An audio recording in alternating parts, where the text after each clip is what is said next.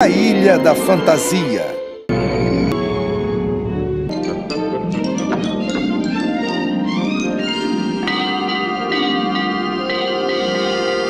O avião! O avião! Dias Drake apresenta a carreira e o trágico destino do ator, Hervé Villechaize, mais conhecido por seu papel de Tatu na série de 1978, A Ilha da Fantasia. Hervé Jean-Pierre Villechaize nasceu em Paris, no dia 23 de abril de 1943, em plena Segunda Guerra Mundial. Algumas biografias indicam que a chegada ao mundo foi de ambulância, em meio a um bombardeio na Cidade Luz. Foi um ator que sofria de nanismo e aos 3 anos foi diagnosticado com problemas agudos de tireoide. Seu pai biológico é desconhecido, mas ele foi criado pelo seu padrasto, o cirurgião André Villechaize, que se casou com Evelyn, sua mãe, pouco antes dela dar à luz a ele. André era um homem muito rico e gastou uma pequena fortuna, sem sucesso, em tratamentos para o filho. André utilizou o seu conhecimento da medicina e dos colegas para mudar a situação do filho, que passou por inúmeras cirurgias e tratamentos dolorosos e cruéis que nunca deram certo. O pequeno Hervé resistiu bravamente a todos os testes, deixando sua altura final em 1,19 m. O que mais o atormentava não eram as intervenções em seu corpo, mas a rejeição de sua mãe a ele, que por causa de sua condição, o considerava um monstro. Ainda muito criança, sua mãe abandonou a família, alegando que não conseguia viver ao lado de Hervé, que ficou aos cuidados do pai. Durante sua infância, era alvo de piadas dos seus colegas de escola. Ele rejeitou eufemismos e pediu para ser identificado como um anão em vez de uma pessoa pequena. Hervé frequentou uma escola de pintura e, em 59, aos 16 anos, entrou no Instituto de Belas Artes de Paris. Nesta época, ele também começou a trabalhar como modelo vivo para outros pintores e saiu de casa devido a problemas com o pai. Em 61, ele tornou-se o mais jovem artista a expor seus trabalhos em um museu de Paris.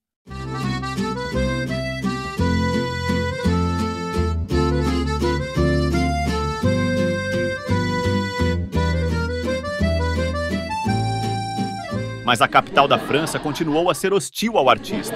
Ele era ridicularizado e esperava algo melhor para sua vida.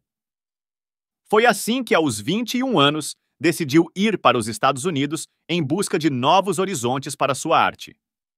Nessa idade, o jovem Hervé já tinha uma personalidade forte, um magnetismo particular e uma força vital que o levava a desfrutar, por vezes em excesso, dos prazeres da vida, especialmente em relação às mulheres. Suas biografias dizem que, trancado em um quarto de hotel barato em Nova York, ele aperfeiçoou seu domínio rudimentar do inglês assistindo a filmes de John Wayne e Steve McQueen na televisão. Pronto para conquistar o mundo e sem abandonar a sua faceta de pintor e também de fotógrafo, Hervé apostou num futuro como ator. Ele primeiro conseguiu alguns papéis coadjuvantes em peças e depois no cinema, onde conseguiu seu primeiro papel no filme de drama Chappaqua, Almas Entorpecidas, que obteve reações vibrantes e eufóricas na Mostra de Cinema de Veneza em 66, dirigido por Conrad Rooks.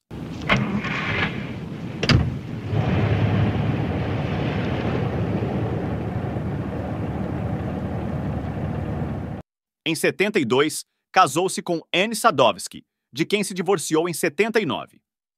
Seu grande sucesso no campo cinematográfico ocorreu em 74, quando ele teve que interpretar Nick Nack, um vilão em particular, elegante e de chapéu coco, nada menos que no 9º filme da saga de James Bond, 007, Contra o Homem com a Pistola de Ouro, estrelado por Roger Moore e com o lendário Christopher Lee.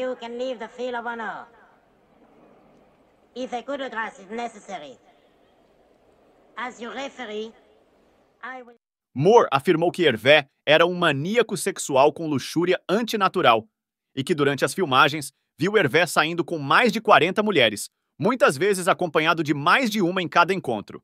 Talvez seja por causa da memorável cena do filme em que Nick Nack confronta o indestrutível Bond com garrafas. O espião acaba trancando o homenzinho em uma mala e depois se livrando dele, ou seu jeito imponente de ficar na frente da câmera.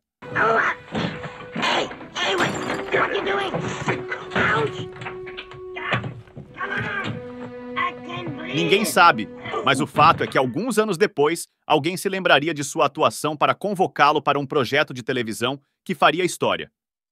Em 77, a carreira do pequeno ator parecia ter estagnado, mas a oportunidade bateu à sua porta novamente. Ou melhor, na janela dele, porque na época Hervé foi chamado para atuar na Ilha da Fantasia, ele estava morando dentro de um carro. Aaron Spelling, o mega produtor da série de televisão de maior sucesso dos anos 70 e 80, viu Hervé interagir com James Bond e pensou nele para seu novo projeto. Um programa semanal onde as pessoas chegariam de avião a uma ilha paradisíaca naquela que realiza todas as suas fantasias, sejam elas quais forem. Ricardo Montalban foi o galã que interpretou o Sr. Hork nesta série da rede americana ABC, e Hervé seria Tatu, seu assistente e uma das grandes atrações do programa.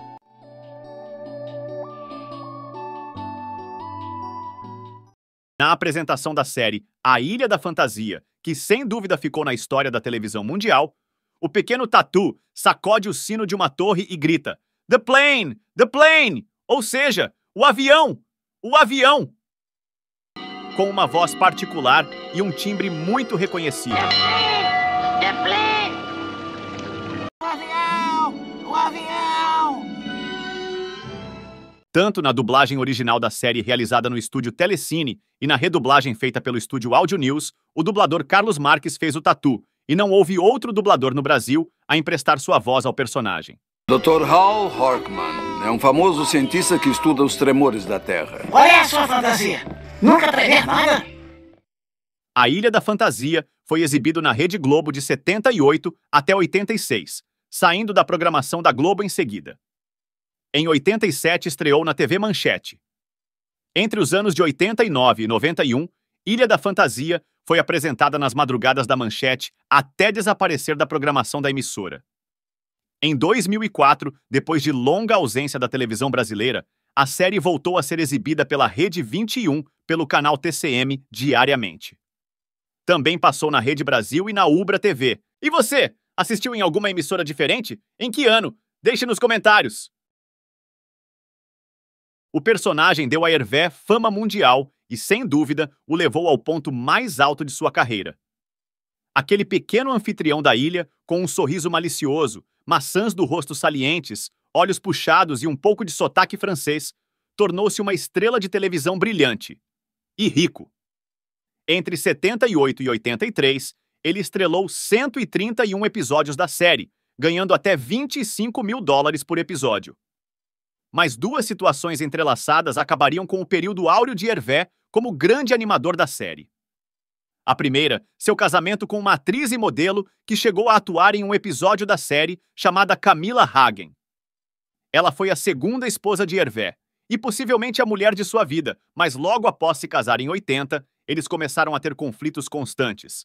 Mesmo estando casado, o ator era extremamente mulherengo e assediava as figurantes da série, o que causou uma série de processos contra a emissora. Os muitos problemas que o ator causava irritavam os produtores.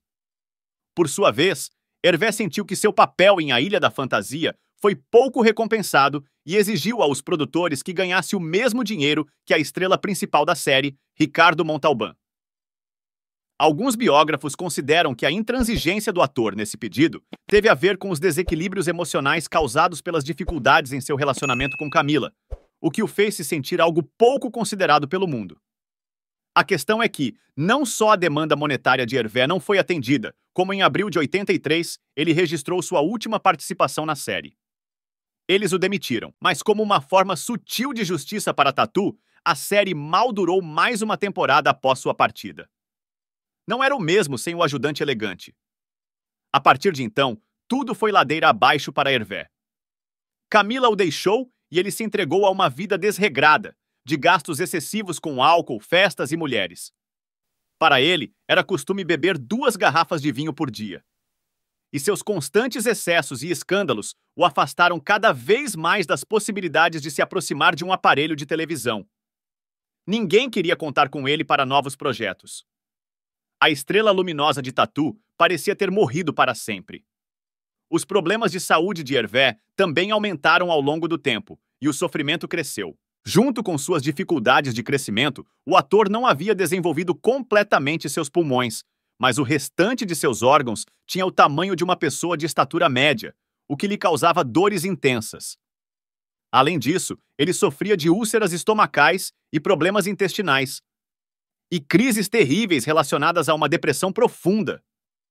Em sua época de fama e opulência, para morar com Camila, Hervé comprou um imenso rancho no sopé do Vale de San Fernando, em Los Angeles, onde havia construído a piscina mais cara de toda Hollywood. Quando o divórcio e a falta de trabalho pioraram, o rancho foi vendido e o ator teve que alugar uma casa em North Hollywood, em Los Angeles. Ele vivia de performances em casas noturnas ou convenções, e algumas aparições esporádicas em alguns programas de televisão ou comerciais, como o do Dunkin' Donuts. Infelizmente, ele havia se tornado uma caricatura de si mesmo.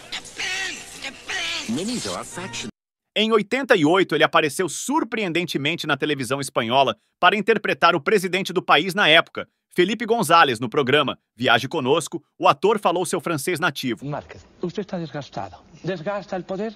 Il n'y a aucun problème. Vous pensez que si je suis ici, c'est pour mettre les choses à point, parce que je ne veux pas que vous pensiez que moi je suis... Aos 50 anos, Hervé Villechaize passou as últimas noites de sua vida oprimido por uma dor intensa que não lhe permitia dormir na posição horizontal. Ajoelhado em uma almofada e com o corpo caído contra a lateral de um sofá para poder respirar com facilidade, o pequeno ator de 1,19 m de altura tentava adormecer. Longe estavam seus dias de glória quando ele era Tatu, o homenzinho espirituoso de terno branco e gravata borboleta preta da Ilha da Fantasia que anunciava a chegada dos visitantes com seu grito mítico. O avião! Muitos anos depois daquelas exclamações que o tornaram mundialmente famoso, imerso na escuridão de sua casa em Hollywood, Los Angeles, o carismático artista de origem parisiense decidiu que o último capítulo de sua própria história havia chegado. Hervé, mais uma vez, despertou o interesse da mídia e de todas as pessoas que o haviam esquecido.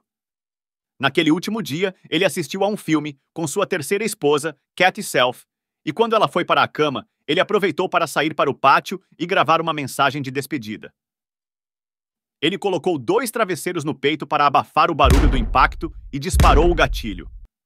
Segundo relatos de Kathy, ela o encontrou após os disparos ainda vivo e conseguiu falar com ela. Ele morreu depois que os paramédicos chegaram e antes de colocá-lo na maca para ir ao hospital local, no dia 4 de setembro de 93, aos 50 anos de idade. Se você acorda todos os dias e se sente horrível, você simplesmente desiste. Ele estava cansado de lutar, declarou após o suicídio do ator, seu amigo e agente, o produtor David Brock. O mundo era então um lugar difícil para crianças diferentes. Aos 6 anos eu sabia que não havia lugar para mim, escreveu o próprio Hervé em sua última carta antes de se matar. Para sua esposa, deixou todos os seus pertences terrenos e as seguintes palavras gravadas. Kathy, não posso mais viver assim.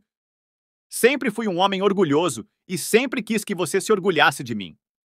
Você sabe que me fez sentir um gigante e é assim que quero que você se lembre de mim.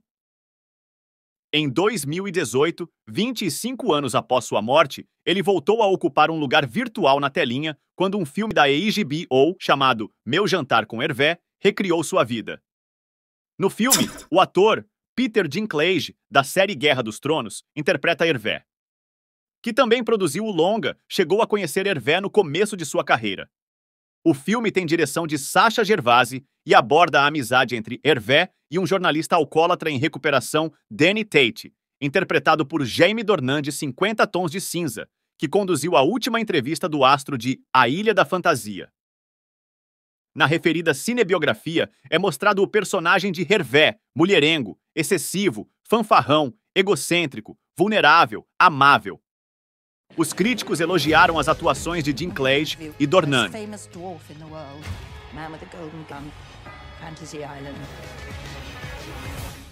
Hervé pronuncia uma frase que talvez pudesse ser um bom resumo da sua existência. Só tinha a fantasia de que algo ou alguém levasse a minha dor de viver.